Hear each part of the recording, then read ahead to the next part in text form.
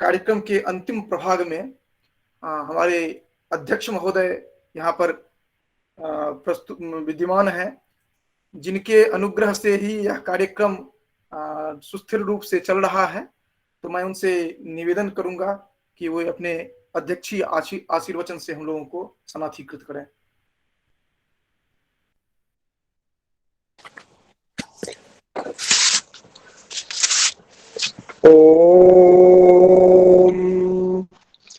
ओमृतं च सत्यं चाभिद्धात् तपसोऽध्यजायत ततो रात्र्यजायत ततः समुद्रो अर्णवः। ॐ समुद्रादर्णवादधि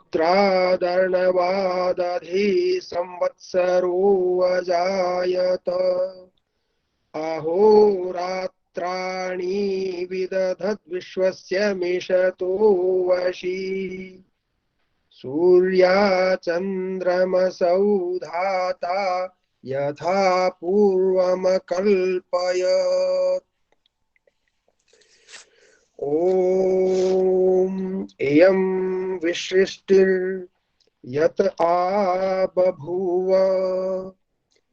यदि वा दधे यदि वा न यो अस्याध्यक्षः परमे व्योमन्सो अंग वेद यदि वा न वेद। ओम सर्वेभ्यो नमो नमः। अत्रोपस्थिताः सर्वे विद्वांसः अस्माकं धन्यवाद भागिनः सन्ति। अस्मिन् कार्यक्रमे हरियाणा केंद्रीय विश्वविद्यालयस्य महेंद्रगढ़ नगरे स्थितस्य संस्कृत विभागेन आयोजिते आभाषी माध्यमेन अस्मिन् वेबिनारे उपस्थिताः सर्वे विद्वांसः ये च अत्र स्वविचारान् प्रकटितवन्तः। प्रोफेसर मखलेश उपाध्यायः पुरी परिसर स्थितः आचार्यः ज्योतिषशास्त्रस्य विद्वांसः। डॉक्टर दिनेश महोदया ये शिक्षा शास्त्रस्य शोधकाः सन्ति। अन्ये च ये विद्वांसः अत्र उपस्थिताः सन्ति। सर्वेभ्यः अहं प्रणमामि। अस्य कार्यक्रमस्य संचालकः डॉक्टर विपिन कुमार झा महोदयाः, प्रियांशः डॉक्टर रविदत्त महोदयाः, अन्ये च अस्माकं विश्वविद्यालयस्य योग विभागस्य प्राध्यापकः मम प्रियः डॉक्टर रवि शास्त्री महोदयाः, ये के च अत्र उपस्थिताः विद्यन्ते।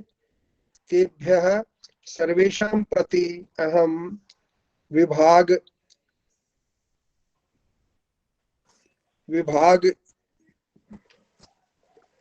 विभागस्य कृते विश्वविद्यालयस्य कृते च सर्वेषां धन्यवादम् अहम्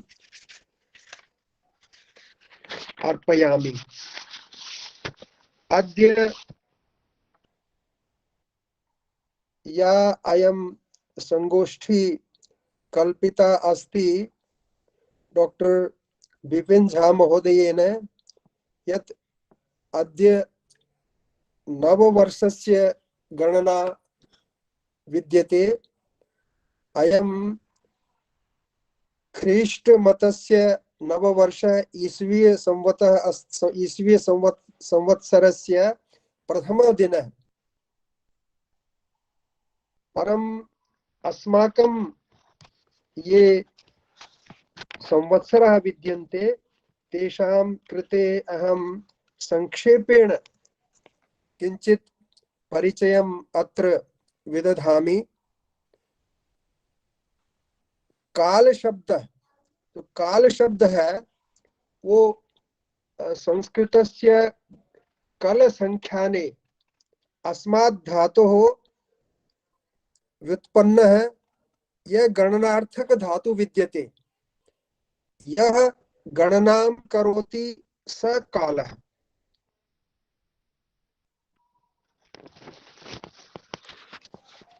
अत्र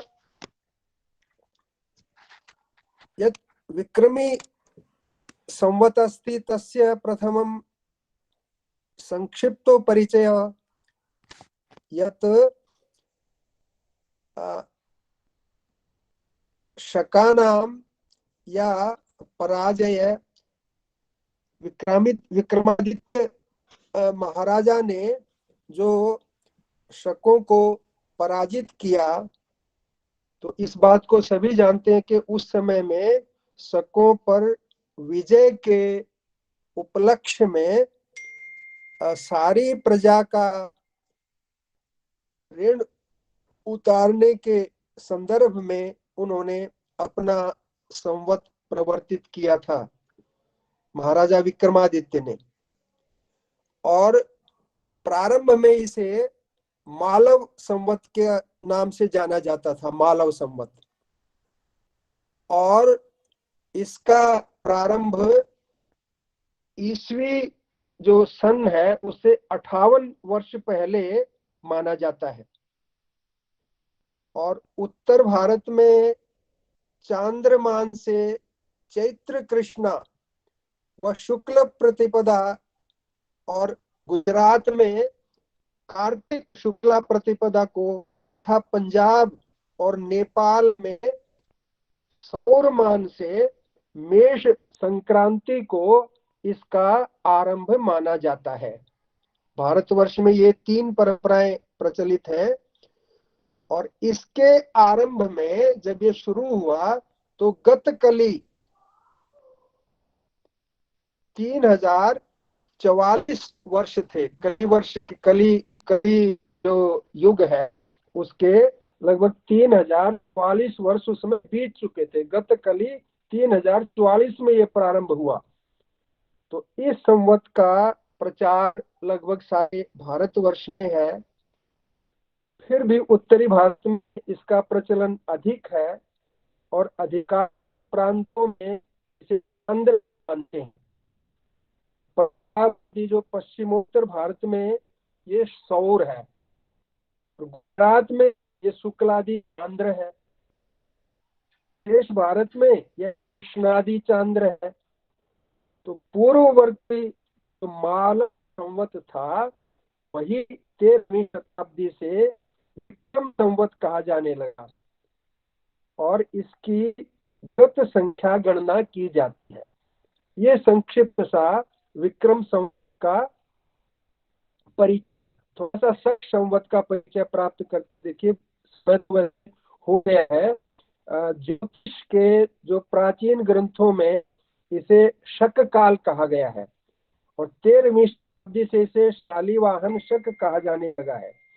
इसका आरंभ प्रतिष्ठानपुर के जो राजा शालीवाहन ने किया था। वैसे प्राचीन ग्रंथों में संवत के अर्थ में शक शब्द का प्रयोग होता था। इसका आरंभ विक्रम संवत से 135 वर्ष बाद में हुआ। ज्योतिषी जो विद्वान है वे सौर मानते हुए मेष संक्रांति से इसका आरंभ मानते हैं। मेष राशि की जो संक्रांति है, संभवतः सौर होने से ही सुविधा के कारण ज्योतिषियों ने इसे सारे भारत में अपनाया है। वैसे दक्षिण भारत में इसका व्यवहार अधिक है। कहीं कहीं इसे शुक्ला प्रतिपदा से भी आरंभ करते हैं। ईस्वी सन में 78 घटाने से अथवा विक्रम संवत में 135 घटाने से शक संवत होता है। इसकी भी गत संख्या की गणना होती है। भारत सरकार ने शायन जो मेष संक्रांति से राष्ट्रीय शक के नाम से इसे प्रचलित किया है। और जो ईसवी संवत है वो तो बिल्कुल काल्पनिक है। ये हमारे जो सारे के सारे संवत हैं ये बिल्कुल काल गणना पे आधारित हैं। और मैंने ऋग्वेद के कुछ मंत्रों का, जैसे शुरू में प्रारंभ में मैंने मंगलाचरण में जिनका उच्चारण किया था, उनमें सृष्टि का पूरा वर्णन प्राप्त होता है, जिसमें आपने अनुभव भी किया होगा। और ईसवी संवत जो है वो पहले जो रोमन संवत होता था वो 304 दिनों का उन्होंने प्रारंभ में माना। उन्होंने जो परम अशुद्ध था वो मार्च से दिसंबर तक इसमें 10 महीने मानते। धीरे धीरे बहुत अंतर जब पड़ने लगा तो इसको ठीक करने के लिए 46 ईस्वी पूर्व में जूलियस सीजर ने 455 दिन का एक वर्ष मानकर आगे से इसे 365 दिन का बना दिया। साथ ही उसने अपने नाम से जुलाई मास इसमें जोड़ दिया। बाद में रोम के राजा अगस्टस ने एक मास अपने नाम पर अगस्त बनाया तथा इसके महीनों के नाम तथा दिन निश्चित कर दिए। इस प्रकार रोमन संवत 12 मास तथा 365 दिन का बना। फिर भी इसमें अंतर पड़ता रहा। ईस्वी सन 1582 में इसमें 11 दिन का अंतर हो गया था। उसी वर्ष ईसाइयों के धर्मगुरु पोप ग्रेगरी ने अपनी आज्ञा से 4 अक्टूबर को 15 अक्टूबर बना दिया तथा आगे के लिए आदेश दिया कि 4 और 400 से विभाजित होने वाले वर्षों में 29 दिन को ही फरवरी 29 दिन की फरवरी मानी जाएगी। जो वर्ष 4 से और 4 से विभाजित हो जाते हैं उनमें, परंतु 100 से विभाजित होने वाले वर्षों में 28 दिन की फरवरी होगी। तब से इसे ग्रेगोरियन कैलेंडर कहने लगा। ईसाई वर्ष होने से धीरे धीरे से सभी ने स्वीकार कर लिया और अब यही अंतरराष्ट्रीय वर्ष के रूप में प्रतिष्ठित है। परंतु इसका किसी प्रकार का कोई वैज्ञानिक या कोई ज्योतिष शास्त्र का कोई आधार नहीं है, अपितु सारा कल्पना पर आधारित करके इन्होंने अपना संवत चलाया हुआ है। और जैसा कि सारे विद्वानों ने बताया कि इस समय नव वर्ष का कोई भी लक्षण प्रकृति में विद्यमान नहीं होता। ना नए अन्न की प्राप्ति होती है, ना कोई नया कोई वृक्ष वनस्पति कोई उगती है इस प्रकार की, और लगता ही नहीं कि भी नया वर्ष शुरू हो गया है। और जब चैत्र में जाते हैं तो सारा वसंत की छटा से पूरा संसार, हमारा देश पूरा व्याप्त होता है और लगता है कि अब नव वर्ष है। तो हमें ये सारा जो परिप्रेक्ष्य है इसको देख करके अपना जो नववर्ष है उसको अधिमान देना चाहिए और अपनी संस्कृति की अनुकूलता में अपना व्यवहार रखना चाहिए।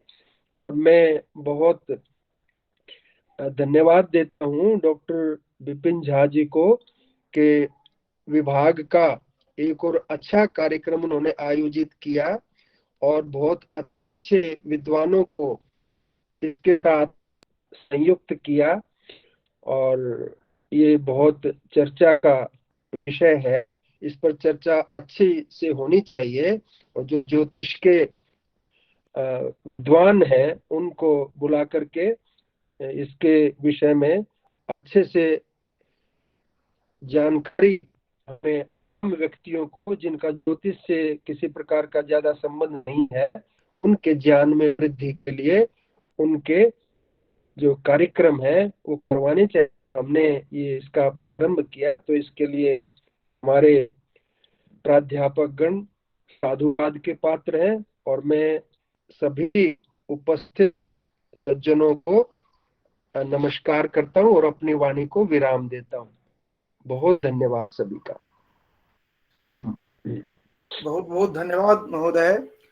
आपने वैदिक मंत्र ततो रात्रि अजायत ततः समुद्रो अर्णव समुद्र दर्णवधि संवत्सरो ध्यजायत, यहाँ से प्रारंभ कर एक एक करके जो काल गणना के आधार पर किस तरह ये संवत की शुरुआत हुई, इसकी ऐतिहासिकता पर चर्चा की। इसके साथ ही साथ एक बहुत ही महत्वपूर्ण बिंदु आपने यहाँ पर उपस्थापित की, क्योंकि हमें इस संदर्भ में चर्चा जो है इसको हम आज प्रारंभिक स्थिति हम मान सकते हैं, क्योंकि हमने तो कौतूहलता के फलस्वरूप हमने इस तरह का कार्यक्रम के बारे में आपसे हमने अनुमति ली, जो कि इतनी गंभीरता हमें इसके बारे में जानकारी भी नहीं थी।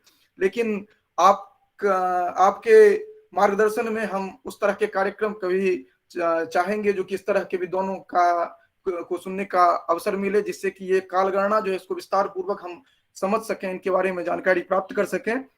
आपको बहुत बहुत धन्यवाद।